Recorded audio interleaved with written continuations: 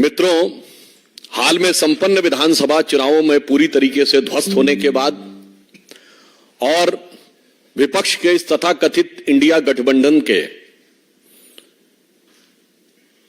देखी जमाने की यारी बिछड़े सभी बारी बारी की तरह छिन्न भिन्न होने के बाद मुझे लगता है विक्षिप्तता में, बौखलाहट में अब कांग्रेस पार्टी बहुत आपत्तिजनक और अनर्गल बयान देने पर आ गई है। कांग्रेस अध्यक्ष श्री मल्लिकार्जुन खड़गे जी ने जिस प्रकार के आधारहीन और अशांति उत्पन्न करने की आशंका से अनर्गल बयान देने का प्रयास किया है, उसके ऊपर हम यह साफ करना चाहते हैं कि खड़गे जी, हां यह सच है कि भारतीय राजनीति में बहुत सारी चीजों का पटाक्षेप हो रहा है। राजवंशों की सत्ता 1947 में समाप्त हुई थी। अब लोकतंत्र का आवरण ओढ़े हुए जो लोकतांत्रिक राजवंश हैं, उनकी सत्ता को चुनौती मिल रही है और उनको लग रहा है कि आने वाले चुनावों के बाद उनका भविष्य क्या होगा। और यह मैं ऐसे ही नहीं कह रहा हूं, आप उत्तर से दक्षिण तक देखें तो 2019 के लोकसभा चुनावों में देश की प्रबुद्ध जनता ने इंटाइटलमेंट के आधार के ऊपर जो लोग लोकतंत्र के नाम पर राजतंत्र चला रहे थे, चाहे कश्मीर में अब्दुल्ला और मुफ्ती परिवार हो, वो लोग चुनाव हारे, पंजाब में बादल परिवार चुनाव हारा, हरियाणा में हुड्डा परिवार चुनाव हारा, अशोक गहलोत जी का बेटा चुनाव हारा, उत्तर प्रदेश में अखिलेश यादव जी की पत्नी चुनाव हारी, चौधरी अजीत सिंह और उनके बेटे चुनाव हारे, बिहार में लालू प्रसाद यादव जी की बेटी चुनाव हारी, फिर चाहे तेलंगाना में केसीआर जी की बेटी चुनाव हारी हो, अथवा परिवारवाद के सबसे बड़े प्रतीक श्री राहुल गांधी जी चुनाव हारे। तो खड़गे जी, यह सत्य है। जो आपको डर लग रहा है कि इसके बाद ये लोकतांत्रिक राजवंशों के लिए चुनाव के का भ्रम जनता के सामने रखकर राजनीति करना संभव नहीं हो पाएगा, क्योंकि अब भारत में वास्तविक लोक सत्ता का प्रादुर्भाव हो गया है।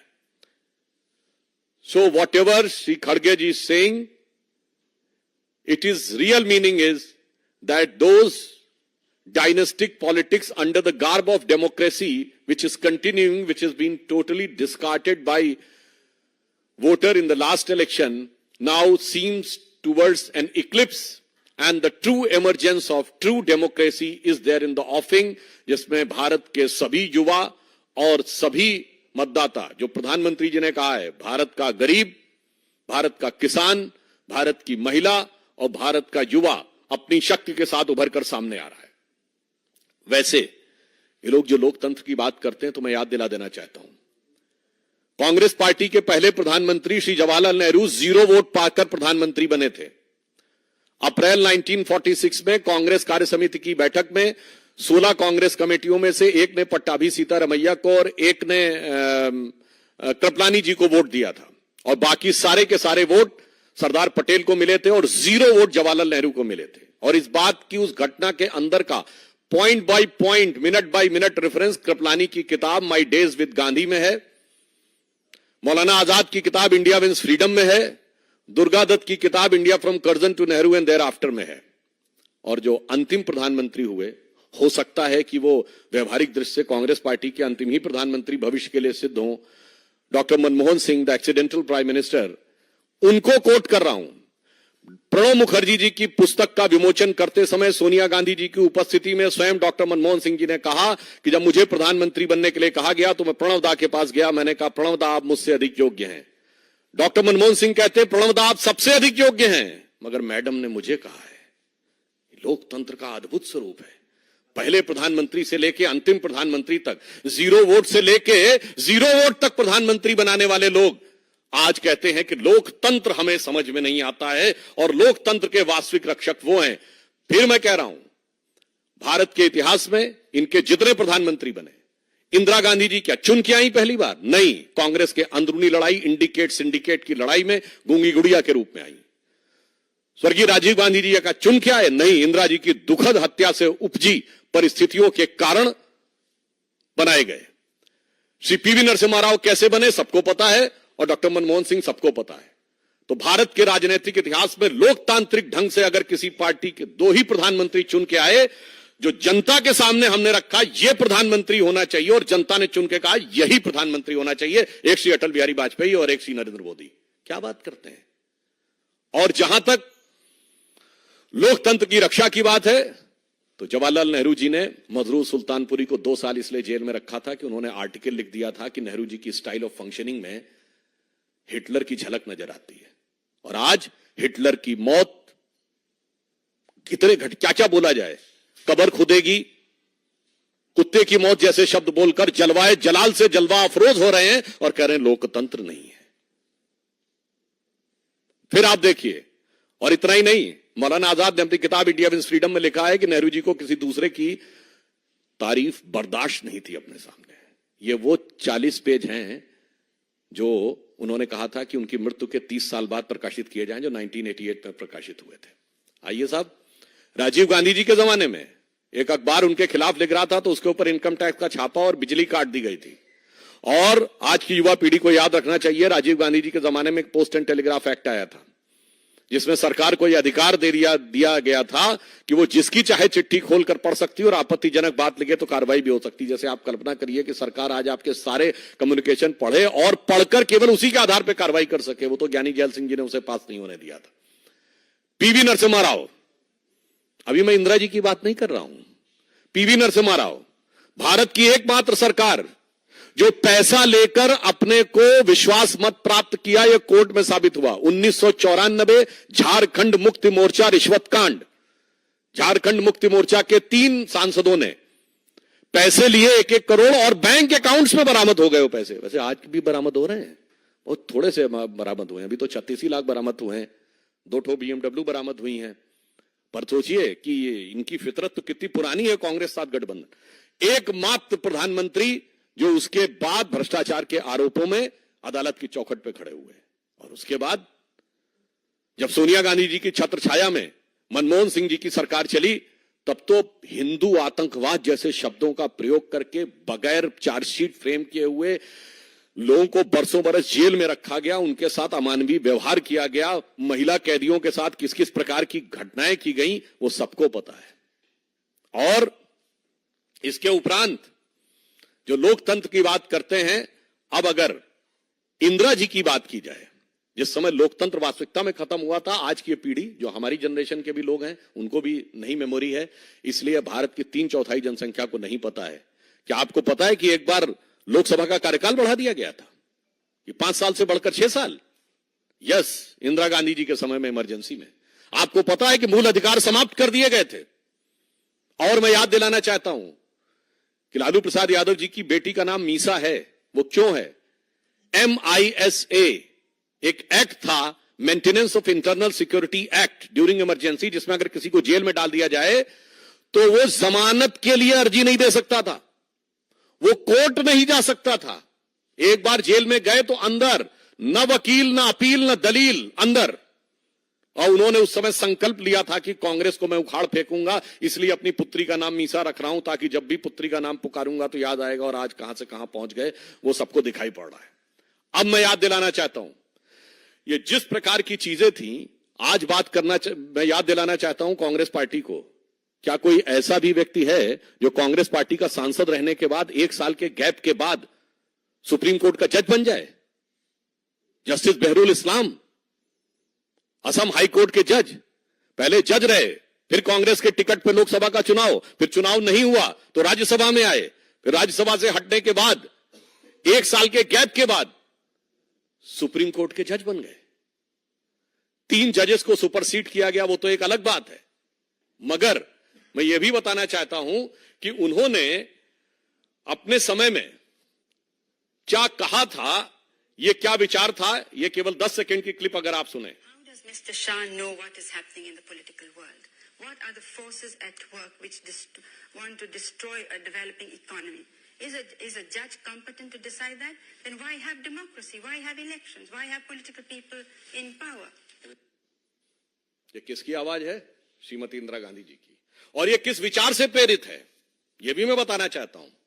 जिसको आप डेमोक्रेसी कहते हैं, मैं बताना चाहता हूं, Hitler addressed Reichstag on 26th of April 1942, and Hitler said, I expect the German legal profession to understand that the nation is not there for them, but they are here for the nation. From now onwards, I shall intervene and will remove from the office those judges who evidently do not understand the demand of the hour. और इंदिरा गांधी जी ने क्या कहा था?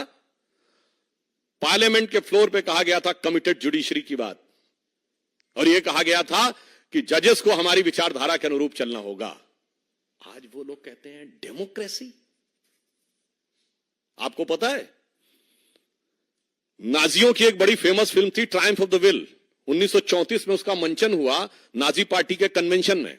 उस मंचन के समाप्त होने के बाद हिटलर के राइट हैंड व्यक्ति रूडोल्फ हेस, जो बाद में अरेस्ट हो गया था 92 में शायद उसकी डेथ हुई, उसने नारा लगवाया था Hitler is Germany and Germany is Hitler. ठीक यही नारा छोटे मोटे नेता ने नहीं, कांग्रेस के तत्कालीन राष्ट्रीय अध्यक्ष देवकांत बरुआ ने लगाया, India is Indira and Indira is India. और आज तक कांग्रेस के किसी राष्ट्रीय अध्यक्ष ने उसके लिए माफी नहीं मांगी है, तो वो कांग्रेस का आज तक आधिकारिक बयान है। इसलिए जो लोग राजनीति में इस प्रकार की बात कहते हैं कि कौन डेमोक्रेसी की बात कर रहा है, तो मैं एक और चीज कोट करना चाहता हूं। मार्गरेट अल्वा जी कांग्रेस की सीनियर लीडर रही हैं। उन्होंने किताब लिखी है courage and commitment and autobiography, जिसमें उन्होंने कांग्रेस की शीर्ष नेतृत्व लीडरशिप का नाम लेते हुए कहा है कि द टॉप लीडरशिप के लिए they functions in an absolutely arbitrary manner and supports corrupt anti national activities and the nexus.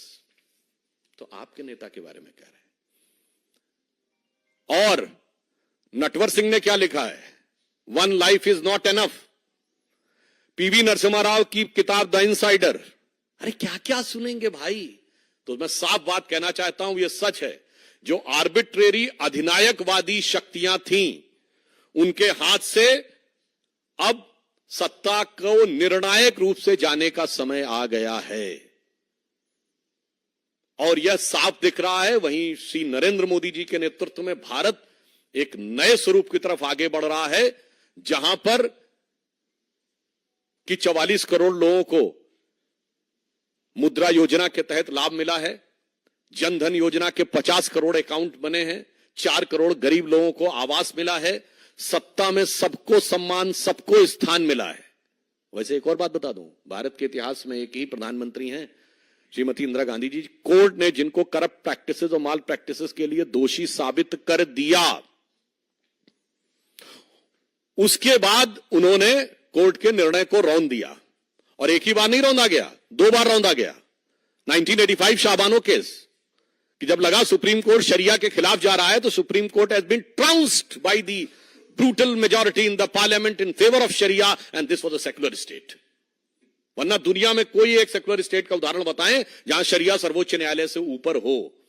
इसलिए मैं बताना चाहता हूं, एक और बात बता दूं, इंदिरा जी के खिलाफ जो चुनाव लड़े थे राजनारायण जी, वो संयुक्त सोशलिस्ट पार्टी के थे, संसोपा जिसको कहते थे। वही तो पिछड़े वर्ग के आरक्षण की बात कहती थी, उसके तो खिलाफ खड़े थे। अब आज आप कहते हैं गणना करवाएंगे। जब हाथ में सारी सत्ता थी तब तो कुछ किए नहीं, तब तो सदैव विरोध में रहे, और आज आके कहते गणना करवाएंगे। इसलिए मैं अंत में कहना चाहूंगा कि खड़गे जी ने एक और जो गंभीर बात बोली है, वो मैं सारे करोड़ों देशवासियों से कहूंगा, इसको गंभीरता सोचिए। उन्होंने कहा कि हम गुलाम थे, और कहते हैं कि तुम लोग गुलाम के भी गुलाम थे। यह गुलामी की मानसिकता है। आप कह रहे हैं कि हम दुनिया के एक विचित्र देश बताए जाते हैं कि जो 1000 साल तक गुलाम रहा, फिर भी जो समाज में विकृतियां आई, समस्याएं आई, उसका कारण शासक वर्ग नहीं था, हम थे। ये कौन सी गुलामी की मानसिकता है भाई? आप खुद सोचिए ना। मतलब हम खुद मुख्तार गुलाम थे, मतलब गुलाम भी थे और डिसाइड हम कर रहे थे। जो हमें काट रहे थे, जो हजारों की खोपड़ियों का ढेर बना रहे थे, जो बंगाल फेमाइन में हमको मार रहे थे, वो जिम्मेदार नहीं थे। जो कट रहे थे, मर रहे थे, भूखों मर रहे थे, वो जिम्मेदार थे। 1000 साल में समाज में जो आया, कांग्रेस इस गुलामी की मानसिकता का प्रतिनिधित्व करती है। इसीलिए मैं कहना चाहूंगा कि अब वस्तुस्थिति यह है कि जो हम किसी जमाने में कहते थे ना, उगा सूर्य कैसा कहो मुक्ति का ये उजाला करोड़ों घरों तक न पहुंचा, मोदी जी के आने के बाद उस करोड़ों घरों तक पहुंचा है। अब कांग्रेस की इस गुलामी की मानसिकता के लिए जो अंग्रेजों ने दी थी वो आज तक उनके दिमाग में है। तो कहना चाहता हूं ना, संयम व्यवस्था न एकात्मता है, भरी है अभी तक मनों में गुलामी, वही राग अंग्रेजियत का पुराना सुनाते बड़े लोग नामी गिरामी। बहकती मदिर जिंदगी की लयों में अभी मुक्ति गायन स्वरों तक न पहुंचा, उगा सूर्य कैसा कहो मुक्ति का ये उजाला करोड़ों घरों तक न पहुंचा। मतलब अभी भी बहकते कदम हैं, स्वतंत्रता का, मुक्ति का वास्तविक गायन उनके कान में नहीं पहुंच पाया है। इसलिए यह सच है कि गुलामी की मानसिकता से इस देश को मुक्त करने का निर्णय जो देश की जनता ने लिया था, I am quoting again on 18th of May 2014 the Sunday guardian of London, जिन्होंने हमें गुलाम बनाया, उनके अखबार को कोट कर रहा हूं। उन्होंने लिखा था कि 16th of May 2014, जिस दिन मोदी जी के नेतृत्व हमें स्पष्ट बहुमत की सरकार मिली, should be known as a day of second independence in India. And the शीर्षक था, it was second tryst with India's destiny. क्योंकि उन्होंने कहा कि लंबे समय तक स्वतंत्रता के बाद उस विचार का शासन रहा जो ब्रिटिश कॉलोनियल लीगेसी को रिप्रेजेंट करता था। पहली बार एक ऐसे हाथ में एब्सोल्यूट पावर आई है, अटल जी के समय में एब्सोल्यूट पावर नहीं थी, एब्सोल्यूट पावर आई है जिसका इंसेप्शन एंड इंस्पिरेशन यानी उत्पत्ति और प्रेरणा में ब्रिटिश कॉलोनियल लीगेसी से कोई लेना देना नहीं है, जो पूर्णता भारतीय है। इसलिए ये कांग्रेस और कांग्रेस गोत्र के जितने दल हैं, उन सब के लिए भविष्य निश्चित रूप से निर्णायक अवसान की तरफ बढ़ रहा है और उसी कारण वो भयाक्रांत होकर इस प्रकार की अनर्गल बातें कर रहे हैं। और एक बात और कहना चाहूंगा कि अभी जो कुछ झारखंड में चल रहा है, आपने देखा कि थोड़ी मात्रा में धन प्राप्त हुआ है, क्योंकि उनके लिए 36 लाख बहुत थोड़ा सा है। अज्ञात स्थान से लोकतंत्र का संचालन हो रहा है। मतलब आप सोचिए कि नॉन ट्रेसेबल चीफ मिनिस्टर, कैसी डेमोक्रेसी की रक्षा हो रही है। और वो कह रहे हैं हम डेमोक्रेसी की रक्षा करेंगे। और ये वही है जो 1994 में कांग्रेस का साथ दिए थे। झारखंड मुक्त मोर्चा रिश्वत कांड, 350 करोड़ कांग्रेस के सांसद के यहां से बरामद हो चुका है। भाई, इतनी हकीकत सामने आने के बाद फिर यदि आप कहते हैं कि आप लोकतंत्र की रक्षा करने की बात कर रहे हैं, तो देश की प्रबुद्ध जनता समझती है। मगर इस तथाकथित इंडी गठबंधन की हालत देखिए। पहले उत्तर प्रदेश में मायावती जी ने कह दिया हम नहीं रहेंगे, पंजाब में केजरीवाल जी ने कहा हम नहीं रहेंगे, राहुल गांधी बंगाल के दरवाजे पहुंचे तो ममता जी ने कहा हम भी नहीं रहेंगे, वो बिहार के दरवाजे पहुंचे तो पता चला गठबंधन ही टूट गया और नीतीश जी एनडीए में आ गए। तो मैं on the lighter note Congress के लोगों से कहना चाहूंगा कि श्री राम जन्मभूमि की प्राण प्रतिष्ठा के मुहूर्त पर वो लोग बहुत सवाल उठाते थे। तो मैं उनसे कहूंगा, जरा राहुल गांधी की यात्रा किस मुहूर्त में शुरू की थी, जरा किसी योग्य ज्योतिषाचार्य से इस बात में विचार कर लें, क्योंकि जहां जहां चरण पड़े राहुल के तहता बंटाधार होता चला जा रहा है। तो मैं अंत में इस इंडी गठबंधन के लिए कहना चाहूंगा कि भाई, अब जितने भी चेहरे लगा लो, ये भ्रष्टाचार तुष्टीकरण छुपने वाला नहीं है। तुम चाहे जात बिरादरी की बात कर लो या लोकतंत्र खत्म होने का झूठा प्रपंच कर लो, तुम्हारे घर की हकीकत नहीं छुप सकती, क्योंकि अब जनता आपके चेहरे को देख रही है। तो ये पंक्ति के साथ समाप्त करता हूं जो इंडी गठबंधन पर लागू होती है कि अब जो चेहरे से ही जाहिर है छुपाएं कैसे, अब जो चेहरे से ही जाहिर है छुपाएं कैसे, तेरी मर्जी के मुताबिक नजर आए कैसे, घर सजाने का तसव्वुर हुआ बात की बात। मतलब चेयरमैन और कोऑर्डिनेटर छोड़ो, घर सजाने का तसव्वुर हुआ बात की बात। अब तो मुश्किल है कि इस घर की हकीकत को छुपाएं कैसे। 350 करोड़ से लेकर 36 लाख तक दिख रहा है। धन्यवाद।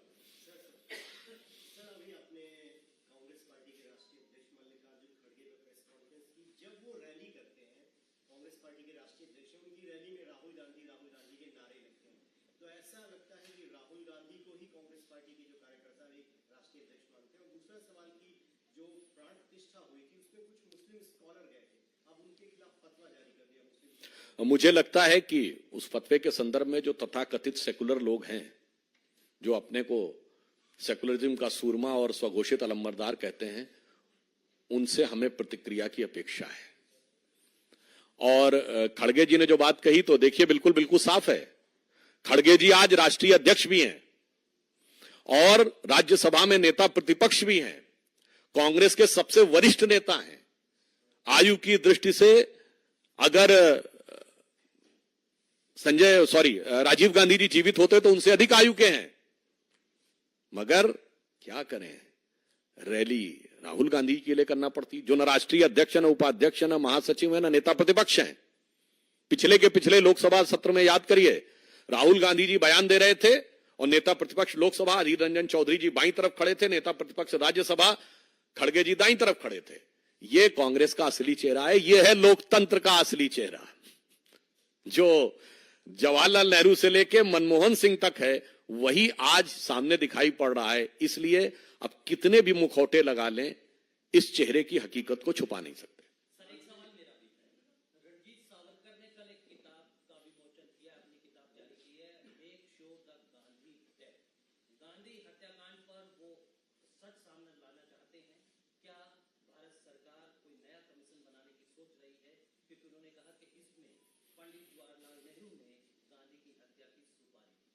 देखिए, महात्मा गांधी कोई एक सामान्य व्यक्ति नहीं थे, उनको इस देश में वो दर्जा प्राप्त था कि उन्हें राष्ट्रपिता तक की संज्ञा दी गई। तो एक विचार थे, वैचारिक अधिष्ठान थे। अगर देखा जाए तो गांधी की आत्मा क्या थी?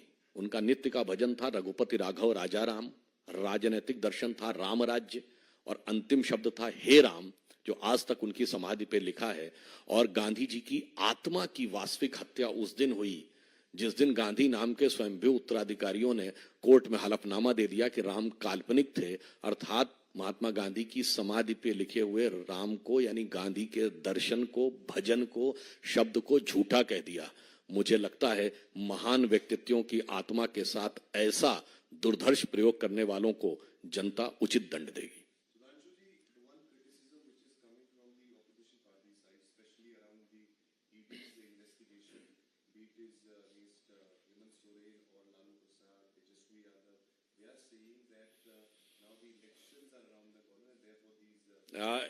In this context, it's a very significant thing because you are taking the name of Hemant Soren, Tejaswi Yadav. I quoted that Shibu Soren was Jharkhand Mukti Morcha was proven guilty in 1994. BJP की तो कभी कोई सरकार ही नहीं आई थी। मोदी जी, अमित शाह जी का तो नाम भी नहीं सुना होगा उस जमाने में। And Lalu Prasad Yadav ji went to jail in 1997. BJP की तो सरकार नहीं आई थी। And not only this, at that time, who was there in the government? Janata Dal की सरकार थी, supported by Congress. So now, those who were proven guilty by the court of law in 1994, those who went to jail after proven guilty in 1997, now trying to put the blame post 2014. भाई साहब, ये आपने Einstein की theory of relativity में देखा होगा ना, time travel की बात। तो वो ग्रैंडफादर पैराडॉक्स है ना, कि वो पिछली पीढ़ी में जाकर अपने ग्रैंडफादर को मार देगा तो आगे उसके पिता कैसे पैदा होंगे। ये तो कह रहे हैं कि ये पास्ट ट्रेवल का इससे बड़ा उदाहरण नहीं देखा होगा कि 2024 में कह रहे हैं कि जो सन 97 में हुआ, जो सन 94 से हम करते आ रहे हैं, मगर दोष उसका 2014 के बाद है।